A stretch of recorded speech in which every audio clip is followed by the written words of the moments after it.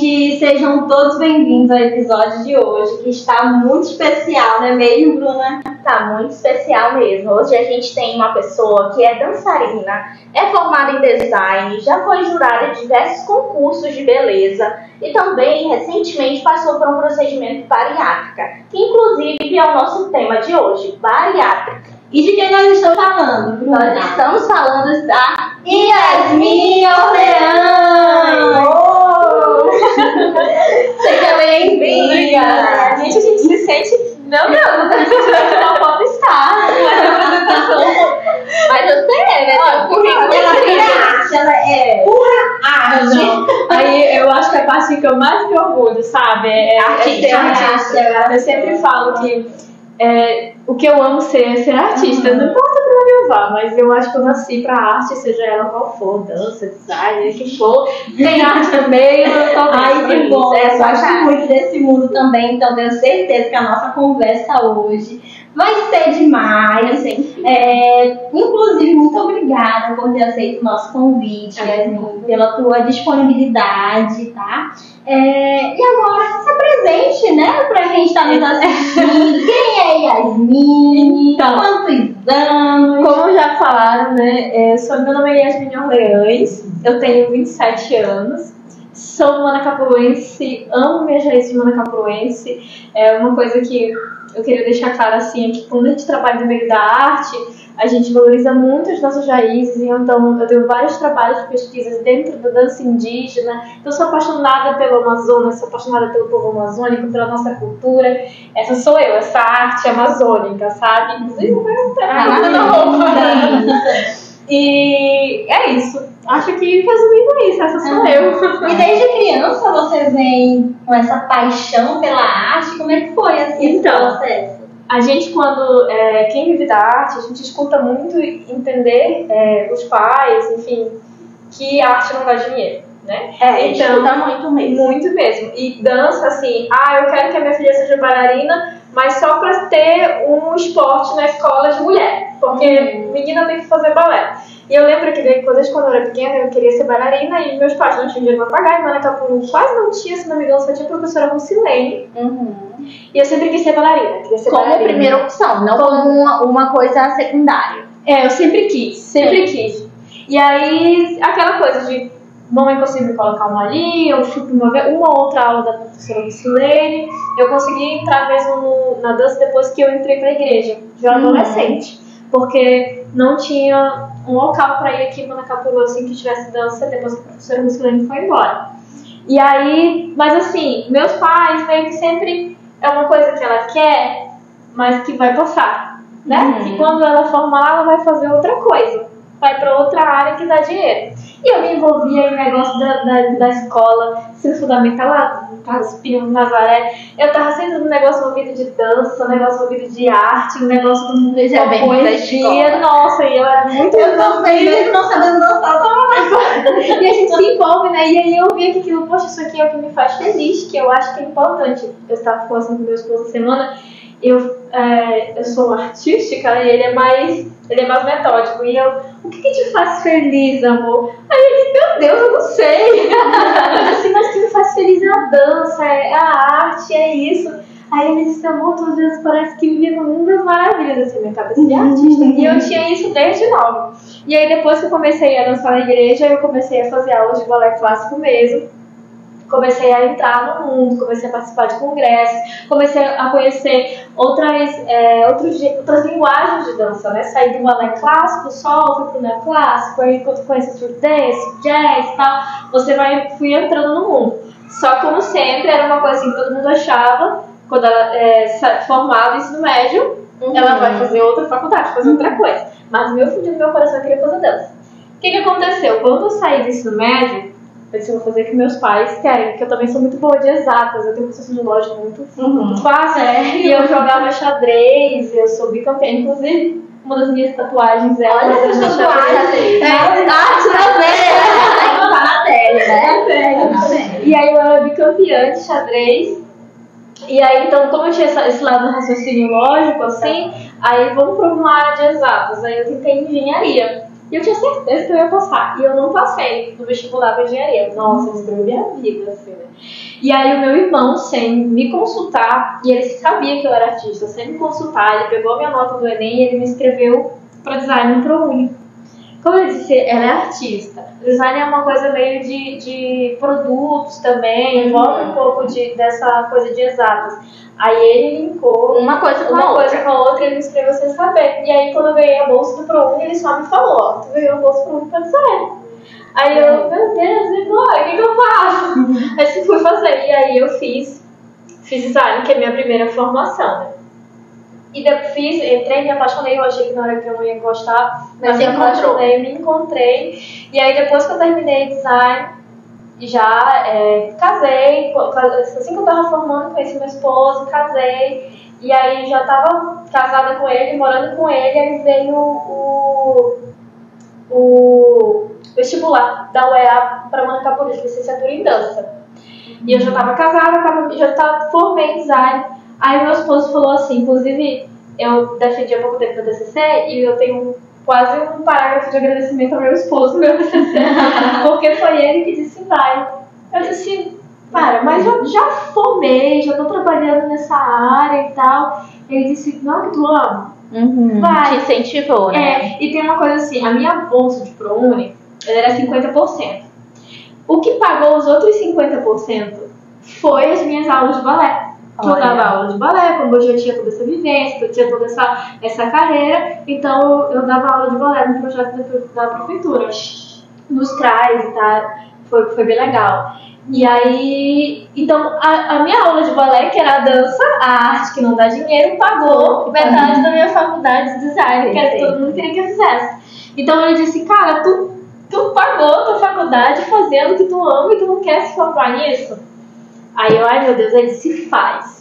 Aí eu fiz licenciatura em dança, o vestibular para licenciatura em dança na UEA. E passei, né? Aí eu disse, bom, agora eu vou entrar nesse mundo. E aí atrelou outra coisa, porque eu sempre disse que eu queria ser professora, e eu dava aula de balé, né? Então eu ia pra essa área de ser professora. Meu pai é professor, eu tenho muito reflexo do meu pai na minha vida. Referência demais, assim. Todo mundo diz que eu sou o Robertinho, eu sou a mais ele, meu irmão, mais minha mãe, assim, de personalidade. E meu pai é professor, então ele tem uma influência enorme na minha vida, eu sempre admirei. E aí eu sempre quis ser professora. E a licenciatura, quando você se forma em licenciatura em uma das 4 artes, tanto dança, teatro, música ou artes visuais, você pode ser professor de artes no ensino básico. No ensino médio, ensino fundamental, né? O concurso para essa área. Não te dá, licenciatura em dança não me deixa ser só professora de dança. Não te limita a isso, né? Isso, exatamente. E aí eu peguei e fiz. Foram os melhores anos da minha vida, assim. Eu odeio a UEA e amo muito ao mesmo tempo. Porque sabe aquela coisa de ódio e amor? Porque eu amo demais. Lado a lado. Eu amo demais, eu amo todos os educadores que passaram. Assim, eu tenho respeito do fundo do meu coração por cada professor que passou na minha vida, assim, sabe? E ao mesmo tempo, tudo que a faculdade traz, todos os estresses, né? Todo mundo acha que licenciatura em dança é só chegar na sala e dançar. Eu quero dizer pra vocês que não é. Eu preciso aprender a ser uma professora. Então, pra aprender a ser professora, eu não aprendo só a dançar. Né? Até porque a licenciatura em dança, a gente tem pouquíssimas aulas de prática durante todo o curso. A gente tem outras teorias assim, que, meu Deus do céu, eu faltava pirar. E aí, então, por isso que era essa loucura. E aí agora defendi semana retrasada, defendi TCC aprovada. Inclusive o tema dança Baniwa, que é uma dança indígena dos povos Baniwas, né? Eu fiz um estudo sobre as danças desses povos, e aí eu trago uma proposta até colonizadora do ensino da dança, pra gente sair dessa ideia de que só é bonito as artes europeias, eurocêntricas, sabe? E a gente começa a valorizar e mostrar, né? Isso, exatamente, o que é nosso. E aí eu fiz uma cartilha infanto-juvenil, como eu sou designer, eu criei uma cartilha, ilustrei ela todinha. Ficou linda. Uma tradução outra, né? Eu fiz duas formações. E aí eu fiz um personagemzinho assim, que é inspirado no seu Luiz Vanil, que é um cacique lá de Taquatiara-Mirim. Ele ficou lindo. E criei uma cartilha mesmo. E levei física ela pra defesa. Minha banca adorou, foi maravilhoso. Eu imagino. Foi muito legal. Tem uma linda, né? E aí é uma continuação que eu pretendo dar para mestrado, doutorado, de aplicar e conseguir trazer essa cartilha para o ensino básico de uma certeza vai dar super certo. Então, assim, foi construindo. E aí, tô hoje aqui esperando o grau. É muita coisa. É muita coisa, mas tudo isso foi o teu processo profissional. Isso. Pra te tornar a profissional que você é hoje. Né? E hoje a gente trouxe um tema aqui sobre um ponto pessoal teu. Sim. Quando que ele surgiu? Como que surgiu? Em que momento surgiu a bariátrica para você? Tá, vamos lá. Lá vai bem fundo mesmo. A minha família, a maioria da minha família sempre teve que lidar com a obesidade, né? A maioria das minhas avós, por parte de mãe, elas morreram de doenças ligadas à obesidade. Tá, Diabetes, histórico e tal. E aí tá essa parte da minha mãe. Meu pai também tem, só que meu pai sempre ele manteve um estilo de vida mais saudável. Ele é professor de educação física também, né? E ele sempre manteve uma vida mais saudável. Ele engordava, mas ele rapidinho tomava as rédeas e conseguia recuperar. Não ligando que o engordar seja que ele ficasse ruim de saúde. Acho que às vezes magro tem magro mais pior. A questão de saúde. Sim, demais. Tanto que eu era uma pessoa em obesidade grau 2 que eu não tinha nenhum problema de saúde relacionado à obesidade. Mas calma que eu vou chegar lá. Tá? Vamos pra família. E aí a minha mãe depois teve a gente, aí separou do meu pai, aí passou um tempo longe, voltou e ela começou a ganhar peso. Eu sempre vi a minha irmã mais velha tendo obesidade desde novinha, ela sempre teve obesidade. Eu não tinha tanto, eu era a magra da família. Na época que eu dava aula e tal, olha minhas fotos antigas, eu era super magrinha, né? E aí cresci assim, e assim, não cuidava nem um pouco da minha alimentação. Porque o ruim da pessoa que é magra e come e não tá engordando é que ela adquire uma compulsão alimentar, um modo de comer totalmente errado e acha que nunca vai chegar dessa não cuidado com a saúde. E eu, nossa, vocês não estão entendendo o que eu pegar uma parte de leite condensado e ficar virando aqui. E se você tinha quantos anos? Tinha 13, 14 anos. E aí, assim, eu tive que lidar na minha adolescência também com muita coisa relacionada à separação dos meus pais, né? Que aí, e acho que não a separação, mas quando eles separaram, minha mãe passou um tempo morando longe. Então, eu era uma adolescente, virando uma mulher, sem a presença da minha mãe, aí tinha problema de ansiedade, foi juntando tudo. As questões emocionais. E a gata pegava o leite condensado e tomava como se fosse água. E eu achava que isso não tinha nada a ver, né? Não tinha acompanhamento psicológico, nada.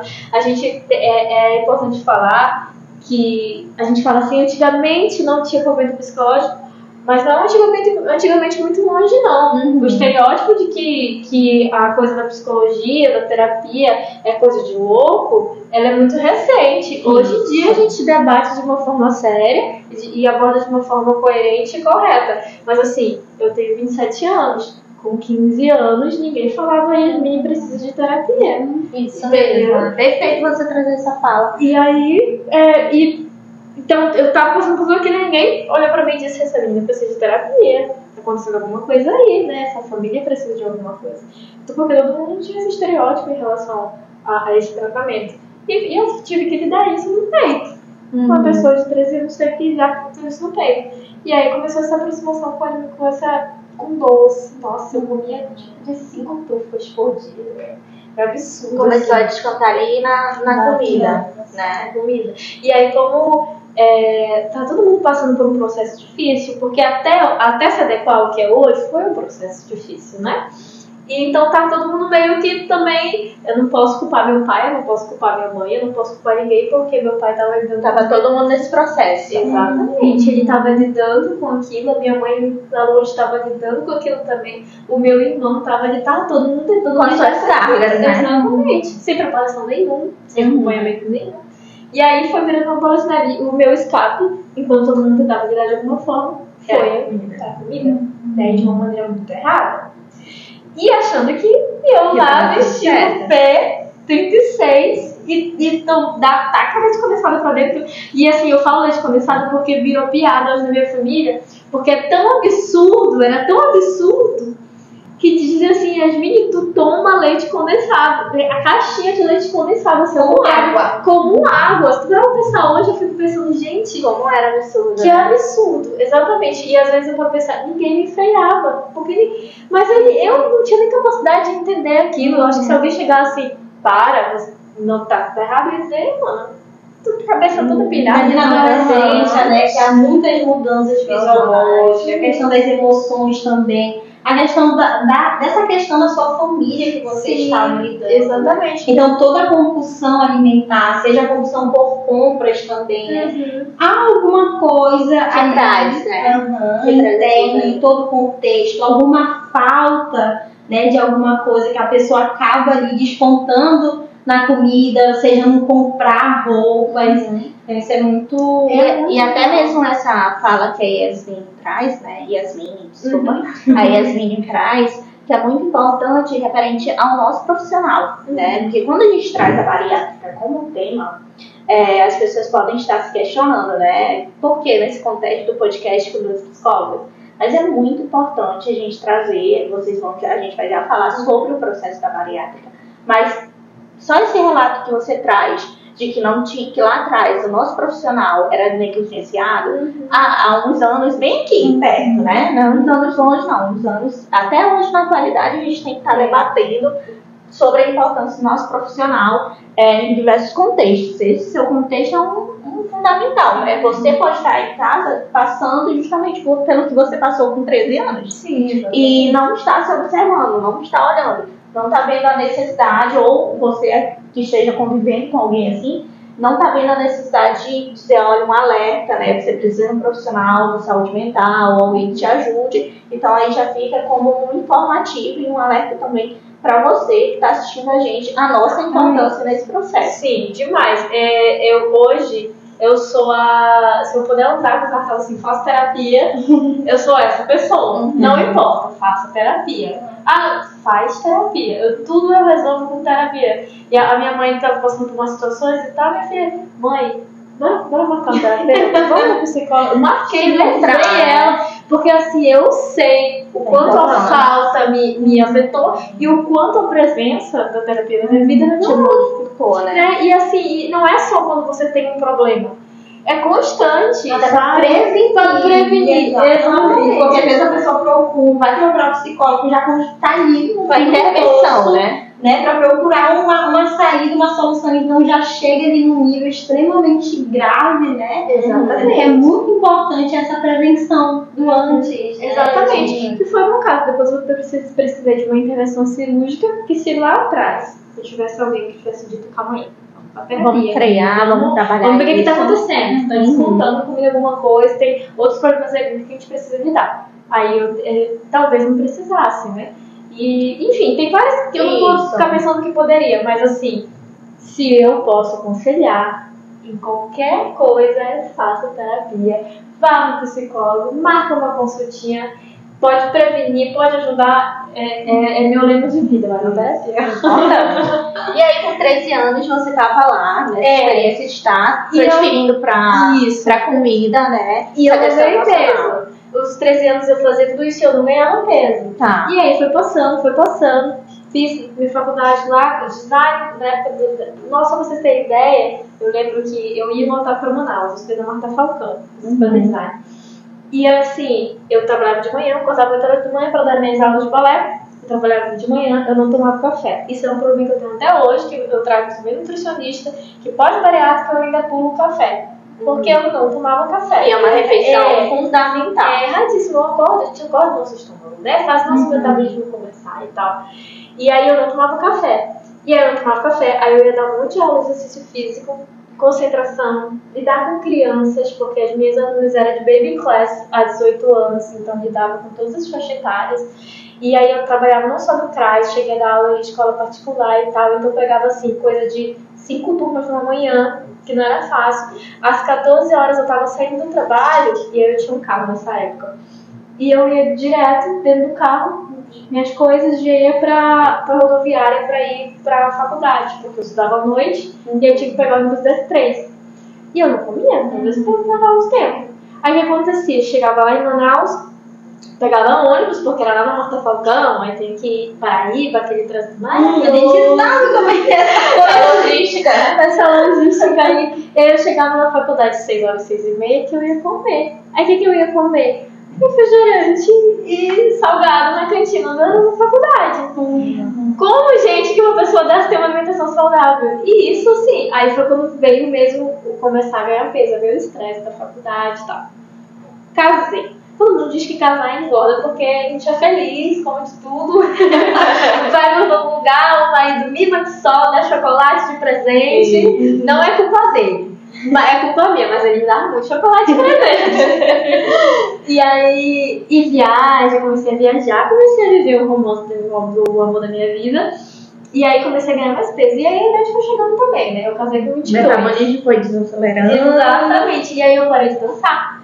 Porque foi bem na época que eu tava fazendo a licenciatura em dança, então eu parei todas as minhas coisas práticas relacionadas à dança e, como eu te falei, a gente tem muito mais teoria do que prática. Então eu parei de ter aquela prática diária e eu sempre... Atividade física, e eu nunca fui pra academia. É outra coisa que eu acho muito importante, até falei nos meus stories no dia desse, que a gente não é acostumado a fazer exercício físico, porque a gente ligava, né? Eu acho que agora está sendo debatido de forma diferente. A academia é uma coisa muito de estética. E eu não sabia como é bom pra cabeça fazer exercício físico. Eu descobri depois, agora, com 27 anos, depois que a minha nutricionista disse: vá pra academia pós-bariátrica, porque as pessoas acham que fazer bariátrica resolve a tua vida. Eu tenho que me esforçar muito mais do que antes de fazer a cirurgia. A minha nutricionista falou, meu médico falou: você vai pra academia, você não é nem louca de vir pra academia. E aí eu comecei a ter vivência com a academia, que era uma coisa que eu morria de medo. Que eu não sei por que eu morria de medo, eu tive que tratar na psicóloga. Se eu nunca tinha entrado na academia, mas eu morria de vergonha de academia. Eu contemplo do mesmo sentimento, olha só como, né? É você, eu sou psicóloga, né? Também sou humana.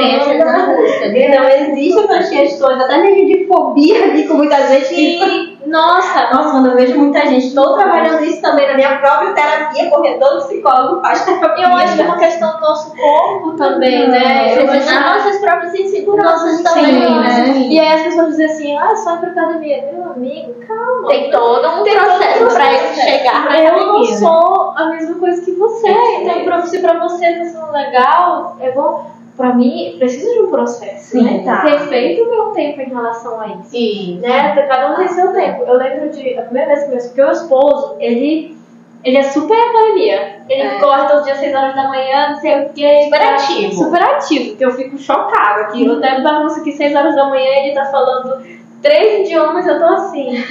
Ele já correu, já planejou a nossa vida e eu tô acordando ainda. Ele é muito ativo. E aí ele tentou me levar.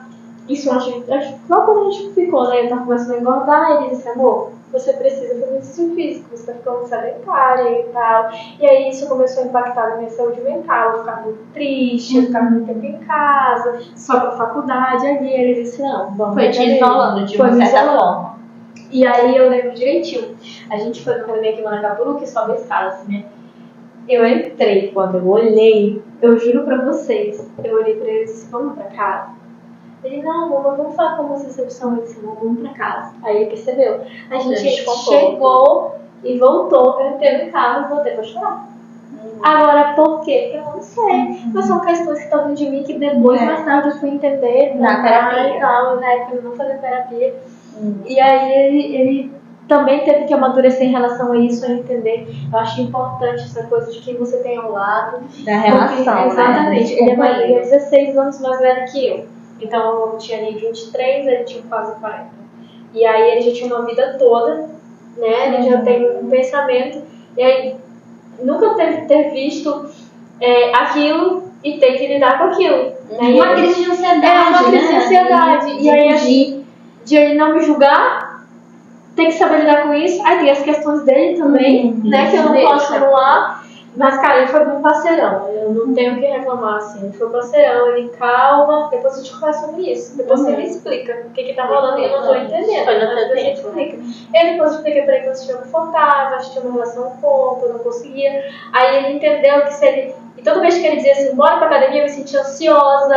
Ele começou a ver que te gerava Me essa gerava, culpa. entendeu? Aí virava uma coisa assim de eu você fugir disso quando alguém te cobra. Não sei se vocês sabem qual é essa questão. Exatamente. A ansiedade ela é muito relacionada a essa fuga, esse lutar, né? Ou você enfrenta, ou você vai ali e foge. E que é muito importante nesse processo de ansiedade a gente conhecer esses sinais e sintomas, até mesmo para aprender a lidar com essa crise de ansiedade. Né? Por que isso está acontecendo? Né? Exatamente. E qual é essa questão aqui que eu estou passando, que eu estou vivenciando na minha vida? Que é muito importante também enfrentar essas situações, mas no seu tempo. Por que enfrentar? Porque todas as vezes que você não enfrenta, foge, o teu medo pode até ali um pouquinho minimizar, mas a longo prazo o teu medo ele vai aumentar cada vez mais, né? Porque você começa ali a se esconder, a fugir, a se isolar, e isso vai intensificar. Isso é muito importante. A gente precisa entender e ir atrás de alguma forma de ajeitar, não pode só fugir. E aí foi quando eu desisti, digamos assim, da academia, enterrei esse medo, não enfrentei, que foi um erro. E aí as coisas foram piorando. E assim, questão, olha a pandemia, né, gente? Foi ruim pra todo mundo. Né? Perdi meu avô, fiquei com muito medo de perder minha mãe, que minha mãe ficou muito doente, meu irmão, meu padrasto, meu esposo dentro de casa ficou muito doente, fiquei cuidando dele, tava em desespero, assim. E aí eu comecei no processo de ganho de peso, a partir de 2021. E aí foi de uma vez. Eu acho que esse processo de pandemia foi assim, né? Foi. Eu ganhei muito peso na pandemia. Eu também. Em razão da ansiedade, Muitas do medo. pessoas, isso que vocês estão trazendo, acho que muitas pessoas vivenciaram isso. Né? Essa questão de descontar, justamente direcionar para a comida. Sim. Até porque você não tinha muitas opções na pandemia. E outra coisa, tu não tinha uma rotina, né? Eu acho que a coisa da rotina era muito importante, pelo menos pra mim. Foi uma coisa que eu trazendo na terapia e que é importante pra mim, me ajuda muito. A rotina, né? Você acordar, tem algo pra fazer, você come, tem algo pra fazer, aí você come só um pouquinho, tem outra coisa pra fazer, um trabalho e tal. A tua vida fica assim. Na pandemia parece que só tinha uma Não tinha rotina. Então, assim, tu. E não tinha nem perspectiva, porque a gente não sabia quando ia acabar, não sabia quando isso se vinha a ter uma vacina realmente, algo que resolvesse. Então tudo isso gerou essa angústia, essa ansiedade muito maior. Porque a gente acabava descontando tudo que alguma coisa da comida. E aí, doce, eu não sabia se eu tava almoçando, se eu tava com café, se eu tava jantando, eu tomava Coca-Cola, e não sei o que. Fui ganhando peso assim absurdamente. Você sabe no total o tanto de peso que você ganhou? Eu não lembro ao certo, assim, do ponto que eu comecei a ganhar peso, que eu vi as coisas se desandarem. Mas eu acho que, pelo quanto depois que eu emagreci agora, eu vou acompanhando o corpo. Então, eu acho que 2020, eu conheci meu esposo em 2017. 2017, eu acho que eu tava por volta de 70 quilos. Eu meço em 63 de altura. Então, eu tava por volta de 70 quilos. É um peso bacana. Eu não tô dentro do MC ideal, mas o MC ideal também não é tão ideal assim, porque depende muito do massa magra, massa gorda, mas Tem todo um contexto. Tem todo um contexto. Eu tava ali com 70 quilos. E aí, 2017, eu casei com 75, eu acho. Depois que eu casei, 20, aí eu fui pra 102. Então, assim, de 75 eu fui pra 102. Foi uma coisa que eu fiquei. Então, quando você chegou a 102, que veio a bariátrica. Isso. Eu operei com 102 quilos. Que foi ano passado. Foi em fevereiro desse ano. Desse ano, sim. Eu acabei de fazer 7 meses de cirurgia. Ainda é muito recente, eu ainda estou em processo de perda de peso. É um ano perdendo peso. Tem todo um processo pós-bariátrica, mas assim, antes da gente chegar nele, como no momento que chegou a bariátrica, né? Para fazer a bariátrica, eu particularmente entendo como profissional também, que tem todo um processo psicológico, tem todo um processo multidisciplinar para receber a liberação para bariátrica. Não é assim, eu vou fazer, chego lá no outro dia. Tem todo o procedimento. Como que foi esse processo para você até chegar? Primeiro que eu não queria fazer. o que aconteceu? A minha mãe, meu padrasto foi o primeiro que fez. Meu padrasto, porque se vocês ficarem atrás do Instagram, Eu vou até deixar aqui embaixo pra acompanhar. o meu padrasto, ele era quase obesidade mórbida. Ele era muito. Era assim, ele teve que se aposentar por INSS. Ele é novo, ele não tem 40 anos, meu padrasto. E aí, ele é bem alto, assim. E aí, ele teve que se aposentar porque ele teve um problema seríssimo na coluna de ficar sem andar por causa do peso dele, né? E a mãe dele, ele também já veio de uma família, ele é capixaba, já veio de uma família assim também, com bastante obesidade. E aí, por causa desse problema, aí falou-se na bariátrica com ele. Qual é a ideia que a gente tinha de bariátrica? Vocês já assistiram Quilos Mortais? Já, eu sou uma telespectadora. Eu vou compartilhar com vocês. E tem até um memezinho eu assistindo Quilos Mortais comendo batata frita e Coca-Cola. Isso, né? Eu acompanho muito. E a ideia que a gente tinha de bariátrica era essa. É nível Quilos Mortais. É nível de uma pessoa que não consegue passar essa porta. Que fica deitada, precisa de alguém que dê banho para poder fazer bariátrica. Então, quando ele veio sobre fazer bariátrica, eu fui comprar. A família toda foi comprar. Tá louco? A bariátrica era uma coisa assim, tipo... Muito distante, né? Distante. Até onde as pessoas não... Mas como assim tu conseguiu fazer? Quem te liberou isso? Isso eu achei que precisava estar morrendo de obesidade para fazer. As pessoas ainda têm isso. Agora tá mais...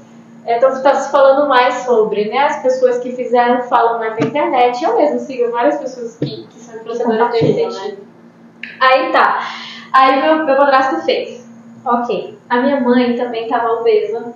E aí ela viu o processo do meu padrasto. Meu padrasto tem 5 anos, eu acho, de cirurgia. E ele hoje é um atleta. Se entrar no Instagram dele, ele corre. E é corredor, tipo, maratona e tal. Mudou o estilo de vida, Mudou o estilo de vida dele. Aí a minha mãe, vou fazer. Porque a minha mãe também já estava obesa. Muito obesa.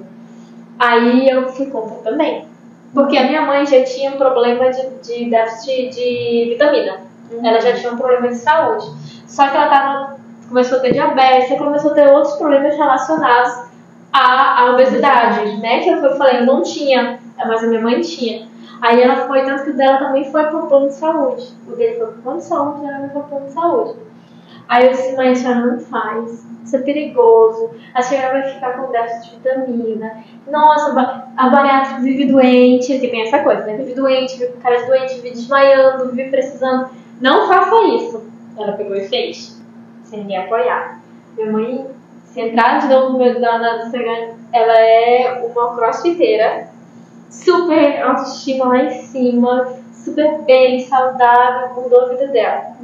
Aí meu irmão, a gente começou um processo de... A gente é muito sanfona, a gente era muito sanfona, ele se voltava, e ele muito mais que eu.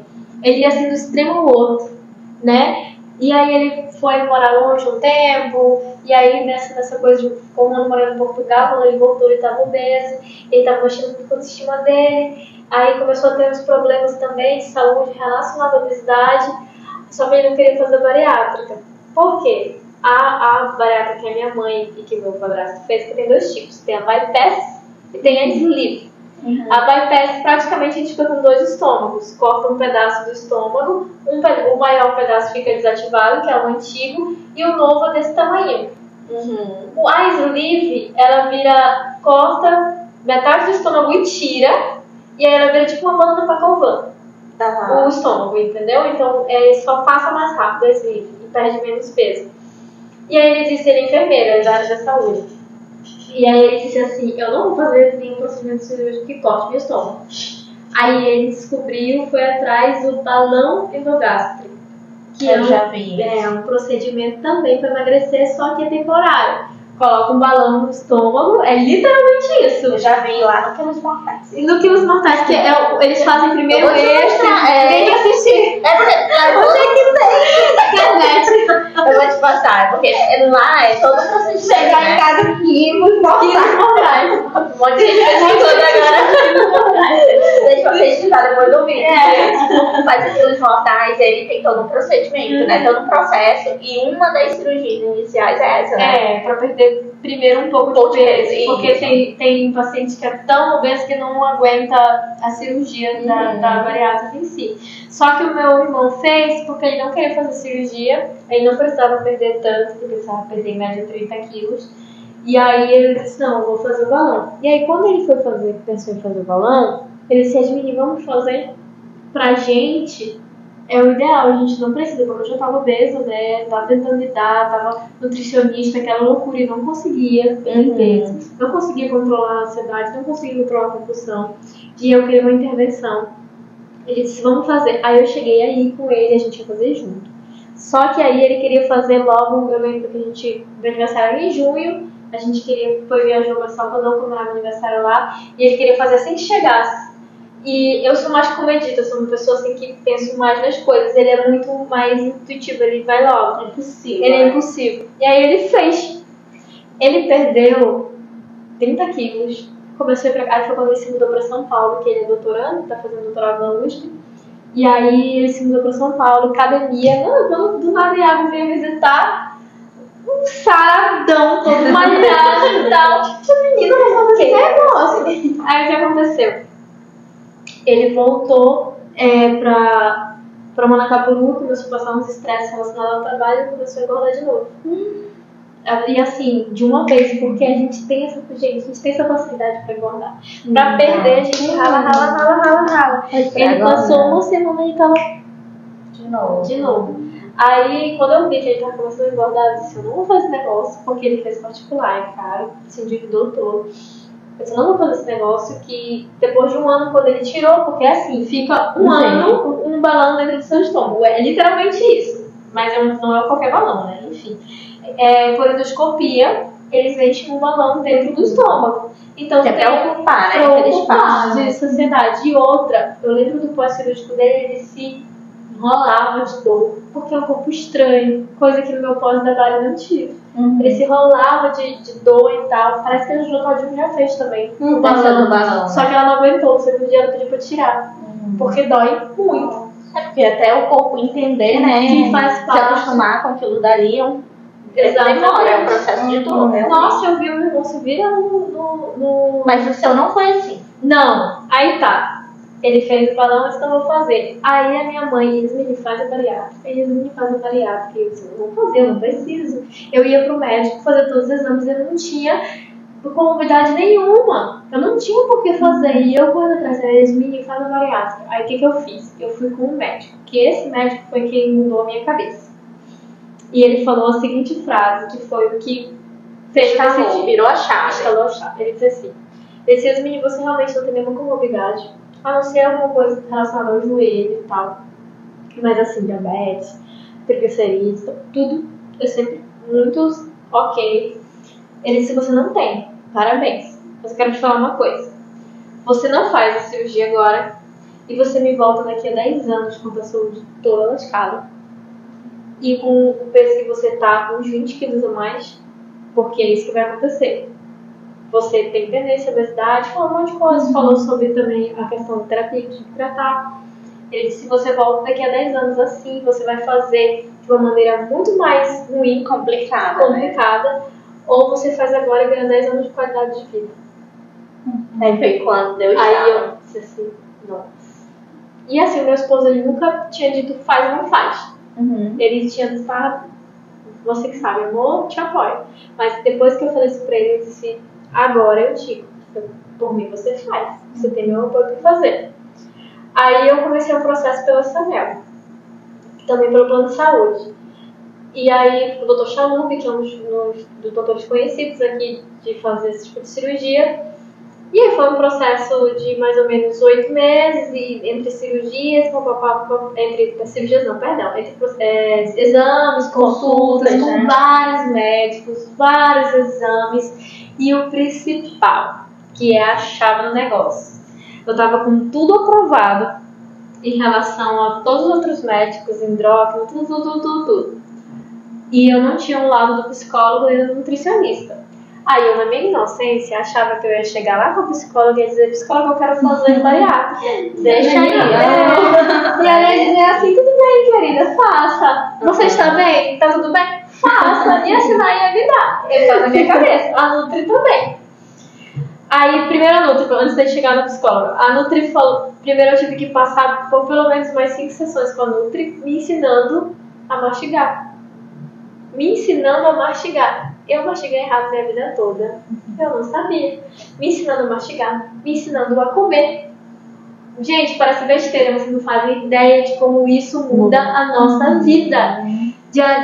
Porque a gente tem uma coisa que fica muito marcado, de manter a colher na mão, né? Então ela disse, por que tá mantendo a colher na mão? Já terminou de comer?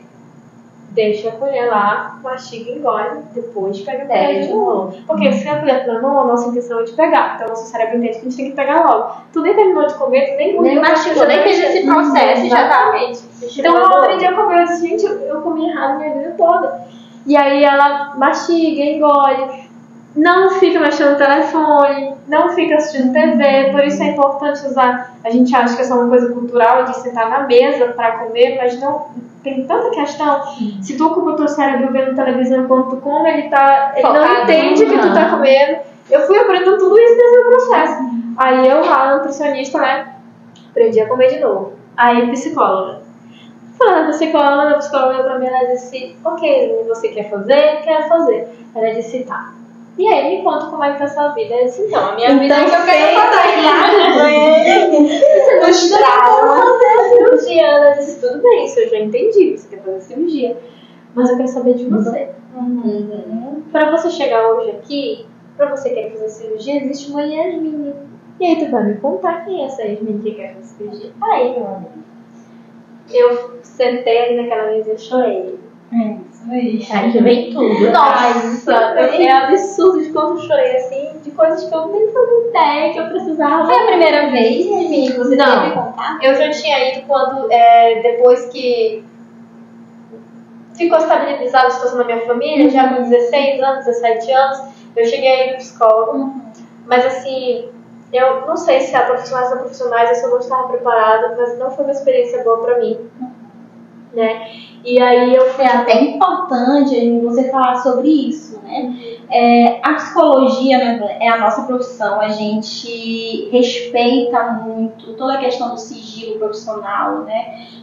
Mas o vínculo com o paciente é fundamental. Tem até uma frase, né? Conheça todas as teorias, domine todas as técnicas, mas ao tocar uma alma humana, seja apenas uma alma humana. Né? Então, assim, eu, Sandriele, eu prezo muito por isso. Essa parceria com cada paciente, com cada pessoa que chega para contar a sua história de vida, que confia, né? Olha essa preciosidade. Sim, né? Quando a gente atende criança também, o amor da vida de alguém. Então, olha a responsabilidade que isso é, né? Então, é muito importante você ter falado sobre isso, porque às vezes, talvez você esteja aí em casa, teve também uma experiência ruim na terapia. Eu até sinto muito por isso, porque esse não é o nosso objetivo. Nosso objetivo com acolher, né? Terapia é acolher a sua dor, é transformar, ressignificar a sua história de vida, aquilo que você está passando.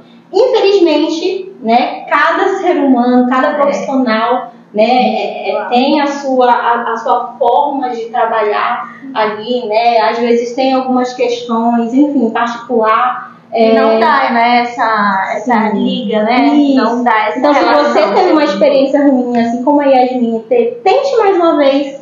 Eu acho que o meu problema foi não ter tentado. Eu fiquei meio traumatizada, assim. Eu fui com um profissional, eu acho que várias questões, mas enfim.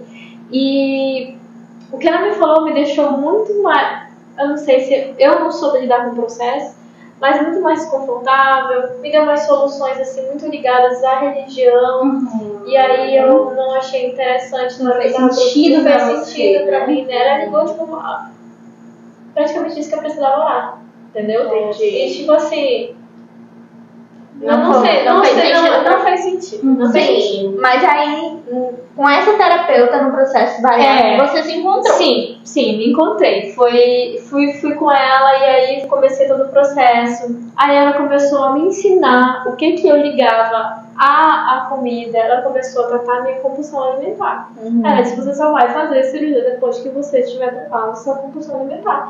Porque senão você vai voltar a engordar. Tu vai emagrecer daqui a 2 anos se tu não tiver bem, você vai voltar a engordar. Ou pior, você pode transferir a compulsão para outro vício. Isso mesmo. Que é uma coisa que a gente tinha falado lá no início, da ligação entre a psicologia e a bariátrica. Que é justamente esse ponto. O quanto é importante esse profissional, o quanto é fundamental o profissional de psicologia no processo da bariátrica, porque você traz um ponto crucial. Essa transferência e a questão de descontar na comida, né? Até porque essa compulsão. comer é um comportamento. Isso. Aí que entra o trabalho do psicólogo. Porque tem toda a questão com a tua imagem corporal, né? Esse processo que você vai ter, como que você se vê, né? Qual é a tua relação com a comida, isso mesmo. as tuas relações também. É de extrema importância, né? Fazer essa avaliação bem feita. Então, eu acho até que é um pouco cultural nosso, porque assim, eu falo assim com meu esposo, a gente liga a alimentação a um ato de festividade. Você tá feliz? Vamos reunir, vamos jantar. Né? Então, quando na verdade a alimentação, não que ela não possa ser, mas a alimentação é uma característica essencial do teu corpo. Tu precisa alimentar para ter energia, papapá. E a gente não trata como isso. Por isso que a gente come mal também, né? Porque se a gente tratasse como essa fonte para o nosso corpo apenas, a gente comia bem, a gente comia saladas, a gente comia fruta, a gente evitava coisas ruins. Mas não, a gente liga a alimentação ao prazer. Aí, e outros sentimentos, a frustração, a ansiedade. É por isso que quando a gente estava no PT, a gente quer chocolate, porque a gente liga a outras questões, enfim. E tudo isso eu tive que olhar, eu tive que ver isso, né? Aí tem uma questão que tu falou muito importante, que é a da autoimagem, né? Porque assim, eu sempre trabalhei muito com essa coisa de aceitação. Eu sempre fui muito, politicamente, muito bem posicionada. E aí, como uma mulher feminista, inclusive foi um processo que eu tive que lidar. Eu vou fazer bariátrica, tipo, eu vou estar passando por cima de todo um discurso que eu tenho ideológico, entendeu? Eu tive que lidar com isso também. Eu tive que entender isso também. Mas se eu deixasse de fazer só porque eu queria manter o discurso de corpos reais, eu estava deixando de ser exatamente o que eu pego, que é ser feliz, é ser o que eu quero ser no momento. Perfeito. Entendeu? É isso. Se isso me vai me fazer bem agora, nesse momento, eu me conheço, eu lembro de mim, eu não vou importar o que as pessoas pensam, eu vou fazer o que é melhor pra mim nesse momento. Que é justamente você se conhecer tanto ao ponto de saber que isso não descredibiliza todo o teu pensamento. Exatamente. Tudo que você pensa sobre a vida e sobre essa visão, né? Sim. Da sua vida e das questões sociais. Sim. Então foi muito importante também esse ponto. Então você encontrou a psicologia nesse trajeto aí, pela bariátrica. E hoje, como que é? Tá no contexto aí da eu fiz a cirurgia, comecei a perder peso e eu não larguei a terapia, né? Até porque não pode. Esse acompanhamento é muito importante. Até porque você está, olha só, esse processo de reconstrução, você que vive ali com o corpo de uma pessoa obesa, né? E aí você começa, algumas pessoas, cada caso é um caso, né? Algumas pessoas podem trazer muito sofrimento nesse processo. Sim, porque muita gente pode ter uma desconexão com o seu eu, com a sua imagem. E também lidar, né? A gente, acho, a autoestima eleva, a gente começa a lidar com outras questões. As pessoas diziam que tu vai separar do teu esposo. Gente, tem cada gente absurda que fala cada besteira. A primeira coisa que faz quando faz bariátrica é terminar o casamento. Vai separar. O tanto que eu ouvi isso, você não tem ideia. O tanto que eu ouvi isso, as pessoas, elas... Gente, não opinem na vida dos outros, não opinem sobre o corpo dos outros, não opinem na vida dos assim que vocês viverem. É errado. Eu acho ridículo. Eu tô aqui, a gente tá aqui pra quebrar estereótipo também, né? Porque assim, às vezes esse processo isso também acontece, né, isso. Às vezes a pessoa, né, você vai lá com um familiar. Nossa, como a gente fala, oi tia, tudo bem? Nossa, você tá gorda, hein? Ninguém perguntou, e além disso, você plantou um adoecimento numa pessoa. Não opine sobre o corpo do outro. Não, gente. Na dúvida, assim, não sei se é legal. Eu tô preocupada com a sua saúde. Na dúvida, não fala nada. Pergunta como tá o seu dia. Isso, pergunta como, né? Converse com a pessoa. Não fale sobre. Nossa, e a gente. Eu conversa muito sobre isso, porque, ó, pode achar que tudo isso se resolveu saindo da obesidade. Mas hoje eu escuto, tu já tá emagrecendo demais? Não. Tu tá ficando muito magra, Yasmin. Porque a cobrança social, ela existe independente. Exatamente. Aí, outra coisa que a gente escuta muito. Tu vai fazer a reparadora? teu braço tá ficando meio mole. Nunca tá perfeito. Olha, não falta academia. Se tu faltar academia, vai ficar tudo escorrido. Tá, tu perdeu perna, né? Não sei o quê. Tá bom, né? E a gente vai emagrecer. Gente, não opinem no corpo das outras pessoas. Não opinem. Na dúvida, não fala. Pergunta sobre a carreira da pessoa. E aí, como é que tá tua escola, teu estudo? Tá tudo bem? Não, Eu vou só colocar uma caixinha aqui, né? Pra não abrir muito, mas também vivi isso na pele, né? Não digo que não me afetou, porque assim, a minha terapia tá em dia, tá tudo resolvido. Né? Viu como terapia? Viu como terapia resolve? Mas assim, tive isso no meu pós-operatório, né? Tive uma bebê recentemente, né? Não tão recente, mas estava 7 meses. E aí todo o processo, né? Nosso corpo passou por uma cirurgia ali, tinha um ser humano dentro de mim. Então, e tipo, também essas cobranças sociais tem até hoje, né? Quando que você vai cuidar do seu corpo? Quando que você vai voltar para fazer uma atividade? Quando que você vai voltar para o seu corpo antigamente, que não tem nem lógica essa pergunta. Mas eu acredito que sempre tem essa cobrança social. As pessoas criaram uma cultura de cobrança social também, de que tem que impor o corpo perfeito na outra pessoa, sendo que essa pessoa também está cobrando, está adoecida porque alguém está cobrando ela. Então, não seja essa pessoa, não transpira, não seja essa pessoa que está tendo esses comportamentos diários. Às vezes você tá na sua rotina, você já tornou como normal e não é normal. Então vamos levar isso para como quebrar de tabu aqui do nosso canal. Sobre isso e mute. Outra coisa também que eu escuto muito é: mas por que tu não conseguiu emagrecer da maneira natural? Por que tu não comeu bem e foi pra academia? Gente, ninguém tava na minha pele. Ninguém sabe o que eu passei. O processo da bariátrica é muito difícil. Não acha que é um caminho mais fácil.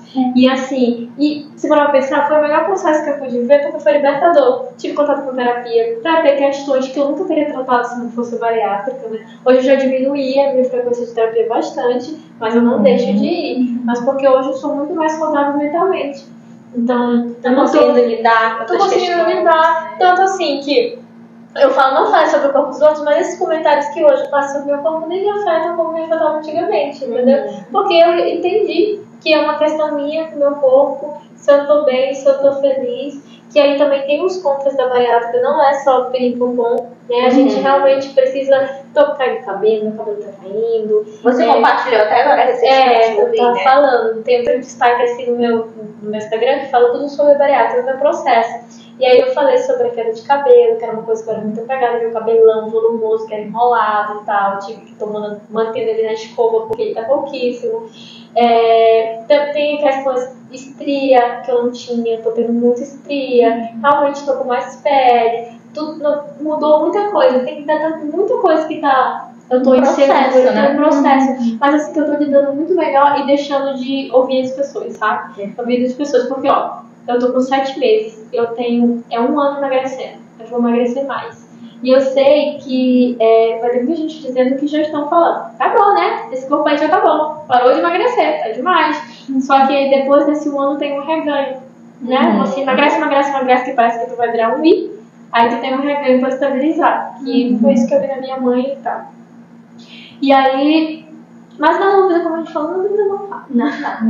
Isso aqui a gente tá todo mundo pagando terapia, né, investindo ali, então a gente não quer gastar nosso dinheiro fora e não interfira nesse nosso processo. Isso. Eu vejo que hoje você tá toda organizada, podemos dizer assim. Muitas coisas você já conseguiu se organizar, encontrou terapia e tudo. Hoje, além de todas essas dicas que você falou, Glorinha, você teria alguma dica pra pessoa que tá assistindo a gente, assim, pra saúde mental deles? Não, assim, é uma coisa que eu aprendi em todo esse meu processo que a bariátrica me trouxe, né?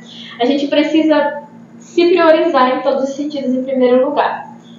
No sentido de entender que o que você sente é importante, o que você acha sobre você é importante.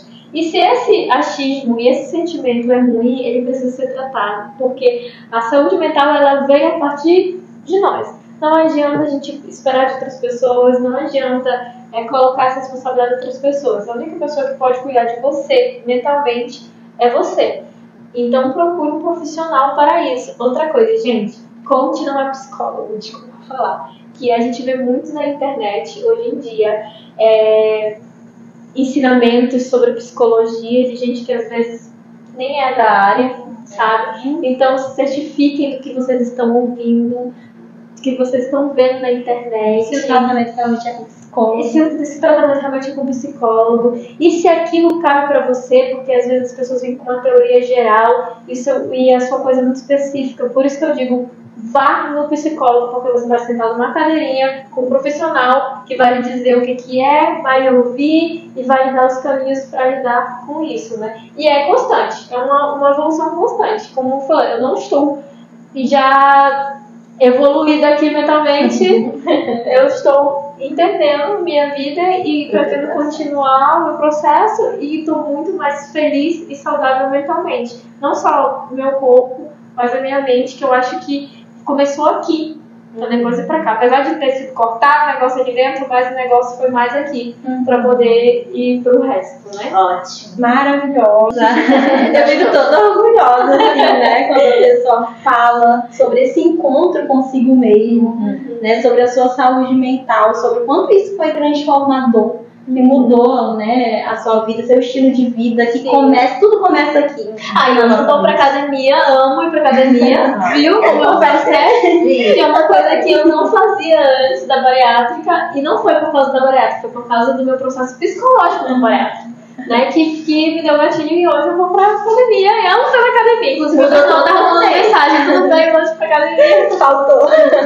Muda todo o contexto, É verdade. né? Quando a Sandrelli traz a questão de se emocionar, eu acho que é algo que a nossa área, assim, ela traz muito pra gente, né? Quando a gente vê a nossa área, claro, sendo tratada como realmente tem que ser, e quando a gente vê que alguém passou por esse procedimento, mesmo que não seja nosso paciente, mas que teve um encontro, pra gente traz essa emoção, né? De que a gente tem uma validade, e o nosso estudo, ele que a gente tem uma estuda validade, muito, e a gente né, estuda Bruna? muito, Tá valendo a pena, né?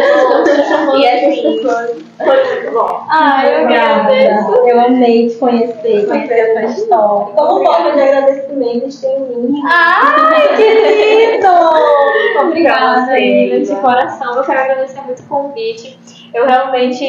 Eu sou muito fã dessa área, porque eu sei a importância. Na minha casa, como falei, já arrastei minha mãe, e quem eu arrastar pra terapia eu faço, porque eu sei como é importante, como é importante pra mim, como é importante pro meu casamento, pra minha família, pra minha saúde mental, pra lidar hoje com meus pais, todas as questões. E assim, eu quero agradecer vocês pela oportunidade de falar isso aqui para as pessoas, pela oportunidade de compartilhar a minha história, né? Falar um pouco sobre esse meu processo, e é só agradecer mesmo. Obrigada, você é uma querida. Amei demais o nosso encontro. E muito obrigada pra você que nos assistiu até aí. Não esqueça de curtir, gente, de comentar, compartilhar esse vídeo aí pras pessoas que você conhece, a sua família, quem tá passando por esse processo, né? E é isso. Até o nosso próximo episódio. Tchau!